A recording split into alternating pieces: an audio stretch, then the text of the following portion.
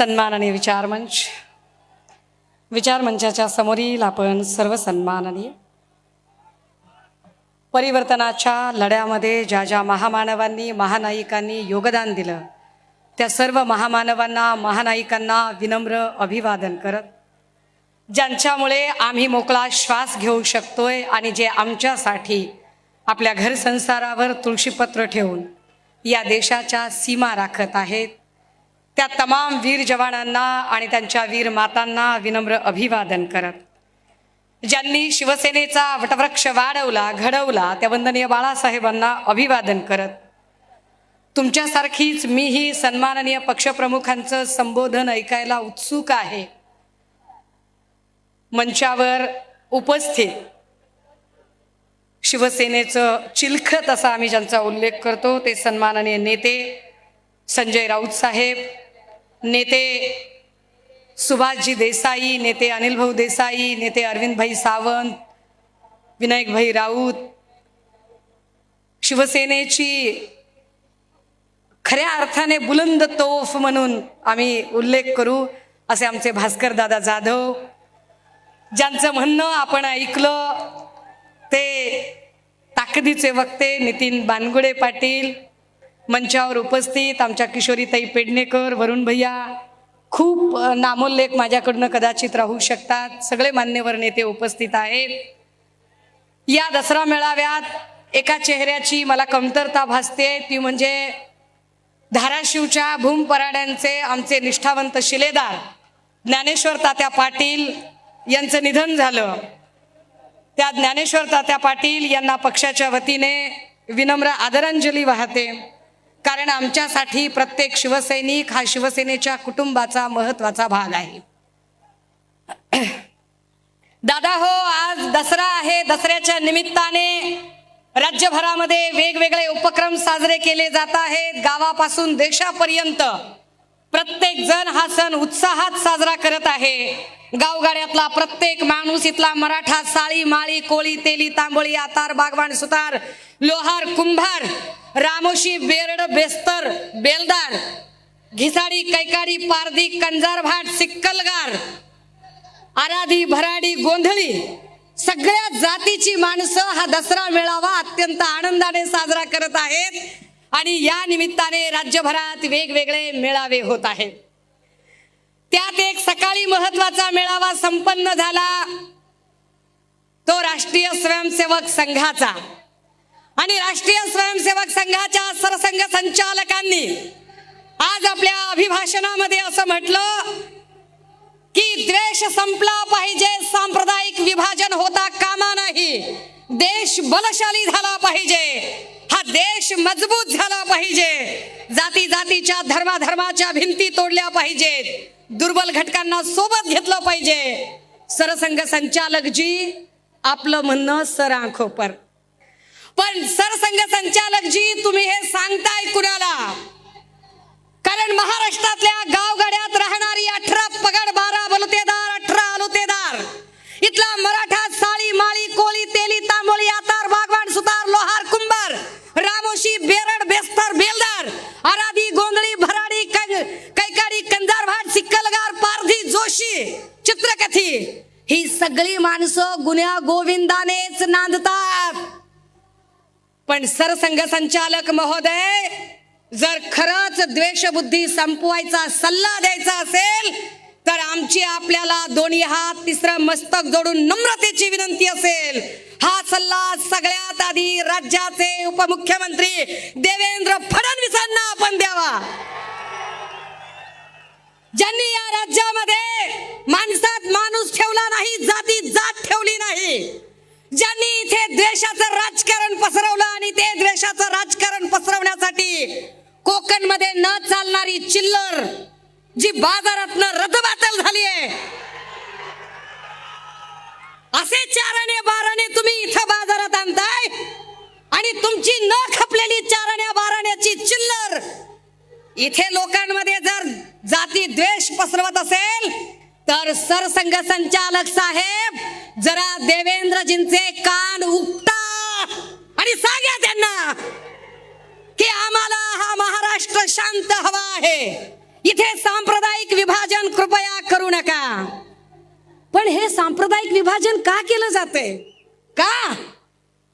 आधी ही चारणे बारणेची चिल्लर हिंदू मुस्लिम करत होती, पण आम्ही आभार मानतो इथल्या हिंदूंचेही आणि मुस्लिमांचेही, ज्यांनी कमालीचा संयम दाखवला, ज्यांनी कमालीचा समंजसपणा दाखवला आणि यांच्या लव जिहाद किंवा ओट जिहाद अशा कुठल्याही धार्मिक विद्वेषाची पेरणी करणाऱ्या, विष पेरणी करणाऱ्या यांच्या कुठल्याही बोलण्याला त्यांनी कवडीची किंमत दिली नाही.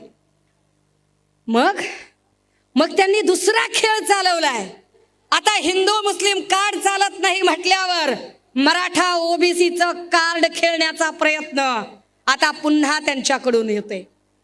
हे मराठा ओबीसीचं कार्ड खेळणारी माणसं गावगाड्याची वीण उसवण्याचा प्रयत्न करत आहेत. माय मावल्या हो, दादा हो, राजे हो, अरे विचार करा. कालपर्यंत आम्ही गावगाड्यात सगळे एकत्र राहत होतो. आमची मराठा समाजातली मराठ्याच्या बाईला जर संक्रांतीचा सुगड पुजायचा असेल तर ती कुंभाराळीत जायची आणि सुगड आणायची. कुंभाराला जर नवरात्रीची माळ आणायची असेल तर ती माळ्याकडे जायची आणि देवीची माळ आणायची. माळ्याला जर काही आऊत लागला, नांगर लागला तर तो सुतार गल्लीत जायचा आणि आऊत आणि नांगर आणायचा. सुताराला दुर्डी लागली, सूप लागलं, टोपलं लागलं, तो काही काड्याच्या बुरडाच्या गल्लीला जायचा. आणि यांना कुणाला जोंधळा लागला तर ते अजून कुळी कुणबटाच्या खळ्यावर जायचे. ही सगळी माणसं एकत्र नांदत होती, पण यांच्यामध्ये जातीपातीच्या भिंती तयार केल्या त्या शिंदे साहेबांनी आणि फडणवीसांनी. हे आम्हाला शहाणपण सांगतात. आणि हे का असं करतात? कारण यांना माहिती आहे की उद्या निवडणुका लागल्या आणि लोकांमध्ये गेले तर लोक यांना प्रश्न विचारणार आहेत. लोक यांना प्रश्न विचारतील की इथल्या बेरोजगारीचं काय केलं, इथल्या नोकर भरतीचं काय केलं. सत्तेत आल्यापासून एमपीएससीच्या 70 प्रकारच्या परीक्षा झाल्या आणि 70 प्रकारच्या परीक्षांमधल्या 65 परीक्षा यांची पेपर फुटी झाली. यावर लोक प्रश्न विचारतील. लोक पेन्शनवर प्रश्न विचारतील, आरोग्य भरतीवर प्रश्न विचारतील, तलाठी भरतीवर प्रश्न विचारतील, होमगार्ड प्रश्न विचारतील. आश्रमशाळेतले शिक्षक ज्यांच्या पगारी झाल्या नाहीत ते आश्रमशाळेतले शिक्षक प्रश्न विचारतील. आरोग्य खात्यातले आमच्या कर्मचारी आया बहिणी प्रश्न विचारतील. या प्रश्नांची उत्तरं या लोकांकडे नाही आहेत आणि म्हणून ही माणसं राजकारण करतात. बरं, आपण याच्यावर जेव्हा कधी यांना प्रश्न विचारावे त्यावेळेला ते लगेच सांगत असतात की नाही, याच्यावर राजकारण करू नका, त्याच्यावर राजकारण करू नका, हे बोलू नका, ते बोलू नका. कोण राजकारण करते? कोणत्या प्रश्नाची उत्तरं त्यांनी दिली? हे शिंदे साहेबांचे सगळे बोलघेवडे आमदार आकडे सांगतात. 6,000 कोटीचा निधी, 10,000 कोटीचा निधी, 5,000 कोटीचा निधी. अरे गेला कुठं? गावात रस्ते नाही, नीट लाईट नाही, गटर नाही, मीटर नाही, गेले कुठे हजारो कोटी रुपये तुमचे? किती थापा हाणाल आणि किती लोकांना भुलवाल, पण यावर ते चकार शब्दाने बोलत नाहीत. या प्रश्नांची उत्तरं ते देत नाहीत. शेतीमालाला भाव का नाही, सोयाबीन कापसाचं काय झालं, यावर ते काहीच बोलायला तयार होत नाहीत. यावर बोलायचं सोडून ते जातीपातीचे भांडणं लावायचा प्रयत्न करतात. आर्थिक प्रश्नावर तर ते बोलतच नाहीत. दादा हो, 1962 पासून ते 2014 पर्यंत, 1962 ते 2000 या राज्यावरचं कर्ज होतं 2,37,000 कोटी आणि गेल्या 10 वर्षात कर्ज झालं 9,54,911 कोटी. 10 वर्षात तिपटीने कर्ज वाढलं. ही वित्तीय तूट इतकी मोठी आहे की कदाचित पुढची 10 वर्ष ती तूट भरून निघणार नाही. तरीही घोषणांची आणि आश्वासनांची खैरात चालू आहे. काल परवा जाहिरातीचेच पैसे देत नाहीत म्हणून जाहिरातदार आणि कंत्राटदार बोलत होते, त्यावरही ते बोलायला तयार होत नाहीत. बरं, आपण काही बोलावं तर ते म्हणतात राजकारण करताय तुम्ही. कुणी राजकारण केलं? शिंदे साहेब, राजकारण कुणी केलं ते जरा नीट समजून घ्या. जिवंत माणसांचं सोडा, तुम्ही तर महापुरुषांचं सुद्धा राजकारण केलं. शिंदे साहेब, तुम्हाला एकही आंदोलन हाताळता आलं नाही. आम्हाला आनंद आहे की सन्मान्य पक्षप्रमुख जेव्हा जितका काळ या राज्याचे मुख्यमंत्री म्हणून होते तेवढा काळ या राज्यात एकही सांप्रदायिक आणि धार्मिक दंगल झाली नाही. पण शिंदे साहेब तुम्ही ठरवून धार्मिक दंगली घडवून आणल्या. धार्मिक दंगली घडवण्यासाठी कारणीभूत असणाऱ्या शांतिगिरी सारख्या महाराजाच्या पाठीशी उभं राहण्याची भूमिका तुम्ही घेतली. तुम्ही खऱ्या अर्थानं महाराष्ट्र नासवण्याचं काम केलं. तुम्ही शहाणपण सांगायचं आम्हाला आणि ते सांगतात महापुरुषांचं राजकारण. शिंदे साहेब आठवा, तेव्हा तुम्ही इकडेच होतात, नंतर गद्दारी करून गेलात. तुम्ही काय केलं? 10 वर्षापूर्वी 2014ला नरेंद्र मोदी यांनी इंदू मिलची कुदळ मारली होती. गेल्या 10 वर्षात डॉक्टर बाबासाहेब आंबेडकरांच्या स्मारकासाठी त्या इंदू मिलची एक साधी वीट रचली नाही. याच्या उलट दीक्षाभूमीचं खोदकाम तुम्ही केलं. तुमची अघोरी भूक काही संपत नाही. तुम्ही किती राजकारण करावं? इकडे तुम्ही इंदू मिलचं स्मारक उभं केलं नाही, तिकडे अरबी समुद्रामध्ये छत्रपती शिवरायांचं स्मारक उभं करणार होतात. ते छत्रपती शिवरायांचं स्मारकही तुमच्याच्याने उभं करणं झालं नाही. हे तर नाहीच नाही, पण याच्याही पेक्षा आश्चर्य की छत्रपती शिवरायांचा पुतळा पडतो. शिंदे साहेब, छत्रपती शिवरायांच्या पायाशी जाऊन तुम्ही शपथ घेतली. किती खोटारडं वागाल. महाराजांची शपथही तुम्ही पाळली नाही. आणि तुम्ही वरून ते सांगतात की पुतळा कशाने पडला, तर म्हणाले ताशी 45 किलोमीटरचा वारा होता. ताशी 45 किलोमीटरचा जर वारा असेल तर कोकणामध्ये अनेक नारळाची झाडं आहेत, ती झाडं का पडली नाही?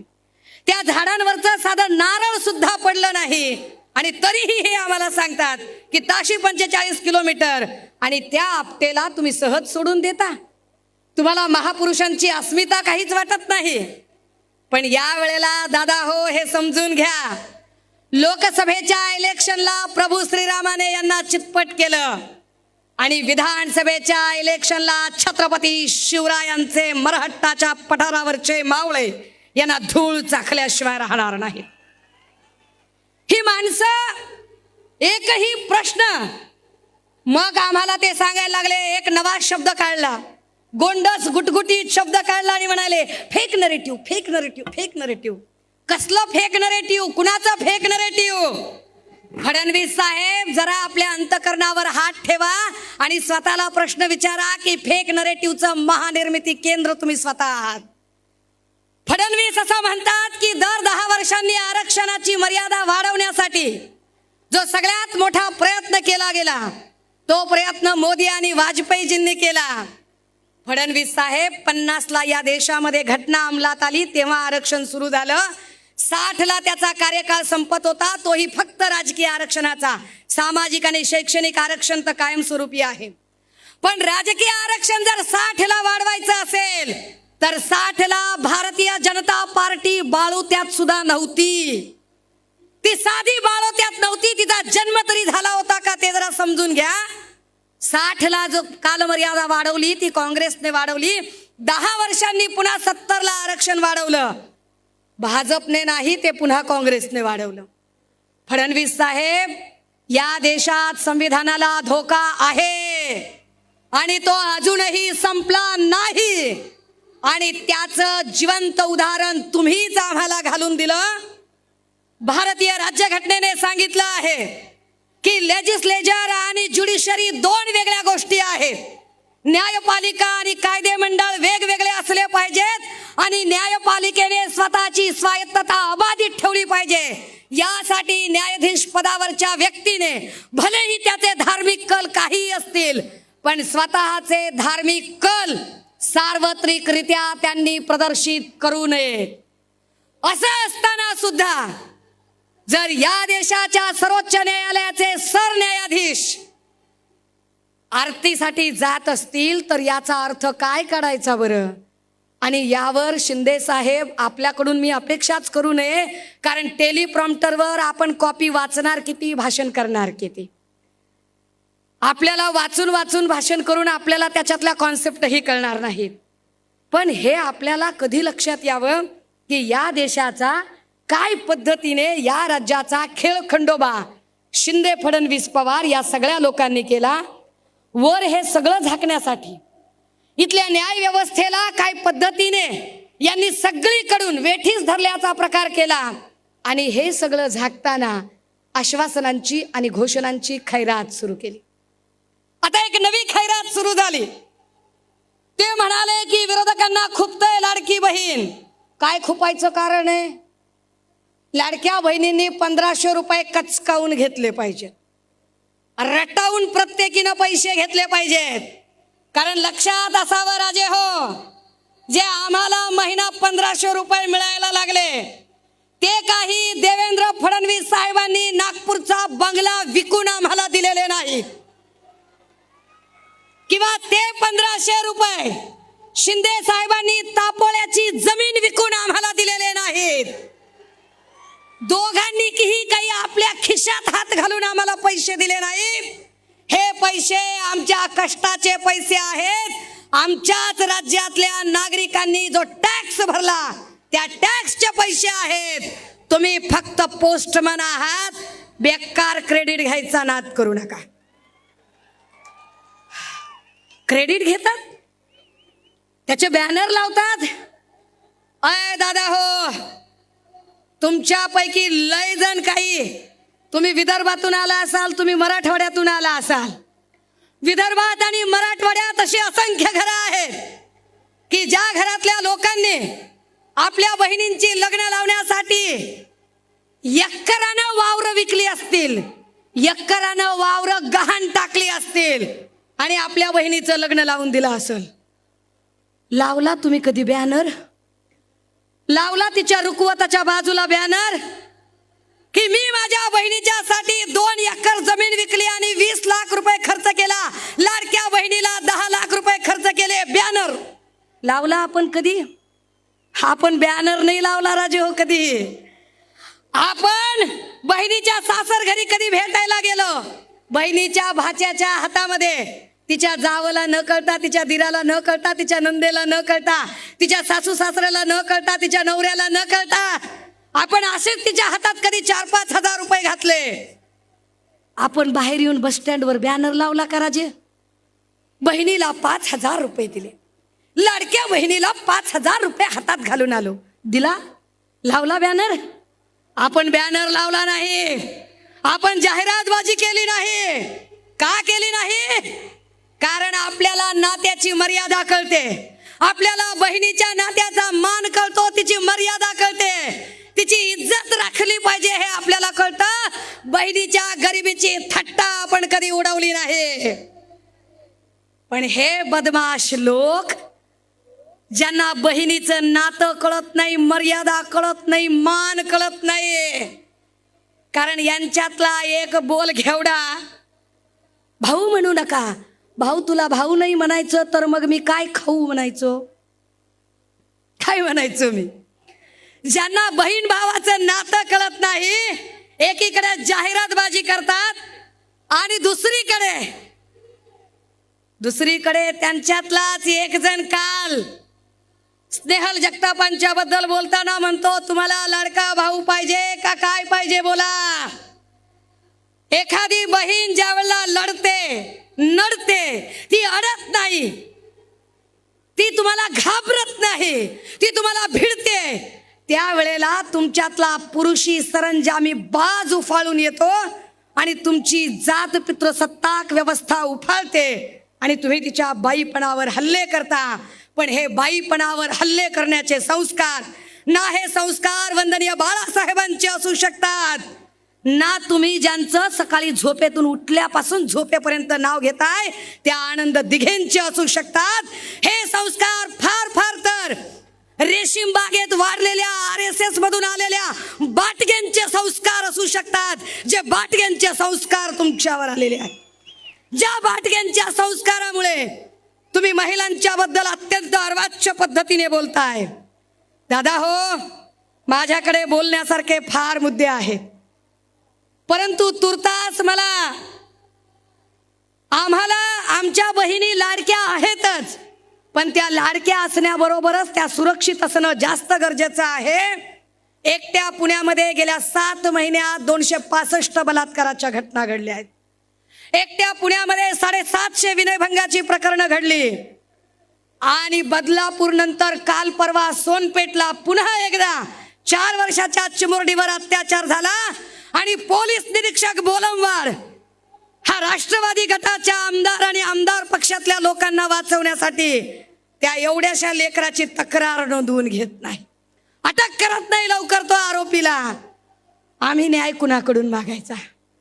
तो न्याय घेण्यासाठी आजही रामदास फुटाणे साहेबांची ती कविता प्रस्तुत ठरते. ती फक्त कविता उद्धृत करते आणि थांबणार आहे. कविता अशी आहे, 70 वर्षाच्या म्हातारीला कोर्टाच्या पायरीवर बसलेली पाहून विचारलं. 70 वर्षाच्या म्हातारीला कोर्टाच्या पायरीवर बसलेली पाहून विचारलं, आजी आजी आज इथं काय आहे? त्यावर तिनं उत्तर दिलं, 17व्या वर्षी माझ्यावर बलात्कार झाला होता, त्याचा आज 17व्या वर्षी निकाल आहे. 17व्या वर्षी माझ्यावर बलात्कार झाला होता, त्याचा आज 17व्या वर्षी निकाल आहे. 32 न्यायाधीश, 20 वकील, 40 शिरस्तेदार बदलून गेले. किती न्यायाधीश बदलले? आम्हाला अजूनही आमच्या पक्ष आणि चिन्हाची केस अजूनही तारीख पे तारीख मिळते. झाला 2-3 दिवसात आचारसंहिता लागते. 26 नोव्हेंबरला कारकीर्द संपते. अरे पुन्हा तुमचा न्याय मिळाला तर तो आमच्या काय कामाचा? पुन्हा तुम्ही न्याय जरी दिला तरी तो न्याय आमच्यासाठी operation is success but patient is dead म्हणण्यासारखा असेल. तो काय उपयोगाचा? 70 वर्षाची म्हातारी म्हणते, 32 न्यायाधीश, 20 वकील, 40 शिरस्तेदार बदलून गेले. निम्मे साक्षीदार मरून तर बाकीचे केव्हाच पळून गेले. कितीतरी बलात्कारित मावल्या मरून गेल्या, मी मात्र जिवंत आहे. हाच एक सवाल आहे. आणि 17व्या वर्षी झालेल्या बलात्काराचा आज 17व्या वर्षी निकाल आहे. भगवान के घर देर है ही म्हण अजूनही बदललेली नाही. भगवान के घर देर है ही म्हण अजूनही बदललेली नाही. न्यायदेवतेच्या डोळ्यावरची पट्टी थोडी सुद्धा सरकलेली नाही. मोर्चे आंदोलन तेव्हाही झालं, नंतर कुणी फिरकलं नाही. हे की नाही? पूजा चव्हाणच्या वेळेला मोर्चा आंदोलन करणारे नंतर त्यांच्याच पंक्तीला बसले. मोर्चे आंदोलन तेव्हाही झालं, नंतर कोणी फिरकलं नाही. तरी सुद्धा वाटतं आज माझ्या जीवनाची सकाळ आहे आणि 17व्या वर्षी झालेल्या बलात्काराचा 17व्या वर्षी निकाल आहे. थरथरत्या हाताला हात देऊन म्हातारीला उभं केलं. थरथरत्या हाताला हात देऊन म्हातारीला उभं केलं. निकाल ऐकण्यासाठी 4 भिंतीच्या आत नेलं. मात्र निकाल ऐकून तिचे पाय लटपटू लागले. पुराव्याअभावी काही आरोपी निर्दोष सुटून गेले. ज्यांना झाली शिक्षा ते तर कधीच मरून गेले. ज्यांना झाली, कारण एकट्या अक्षयला संपवताय पण आपटेला सोडून दिलंय, त्याचं काय? ज्यांना झाली शिक्षा ते तर कधीच मरून गेले. 70 वर्षाच्या आयुष्याचा आज सारा निकाल आहे. 17व्या वर्षी झालेल्या बलात्कारावर पुन्हा न्यायालयाने केलेला नवा बलात्कार आहे. आणि आजी सांगते 17व्या वर्षी झालेल्या बलात्काराचा 17व्या वर्षी निकाल आहे. दादा हो, हे चित्र बदलायचं असेल तर, हे चित्र बदलायचं असेल आणि महाराष्ट्राच्या लेकी बाळींना सुरक्षितता प्रदान करायची असेल तर या शिवतीर्थावरून महाराष्ट्रात सगळा अवघा आपल्या कानाचा, जीवाचा कान करून ऐकायला आतुर आहे. मी उद्धव बाळासाहेब ठाकरे महाराष्ट्राचा मुख्यमंत्री म्हणू शकेल. हे वाक्य ऐकायला आपण उत्सुक आहोत आणि ते वाक्य ऐकण्यासाठी चला आज आपण संकल्प करूया. ही मशाल तेवत ठेवूया. विधानसभेला ही मशाल विरोधकांच्या बुडाखाली पेटली पाहिजे आणि या मशालीची धग त्या प्रत्येक नराधमांपर्यंत आणि गद्दारांपर्यंतही पोचली पाहिजे. जे बोलायचं होतं ते असंच बोलायचं होतं. त्यामुळे पुन्हा त्याच्यावर दिलगिरी वगैरेचा काही प्रश्न नाही. थांबते, रजा घेते. जय हिंद, जय महाराष्ट्र. देश विदेशातील प्रत्येक घडामोडींचे लाईव्ह अपडेट मिळवण्यासाठी आता साम टीव्हीच्या सर्व सोशल मीडिया प्लॅटफॉर्मला लाईक, फॉलो आणि सबस्क्राईब करा. तसंच सर्व नोटिफिकेशनसाठी बेल आयकॉन प्रेस करायला विसरू नका.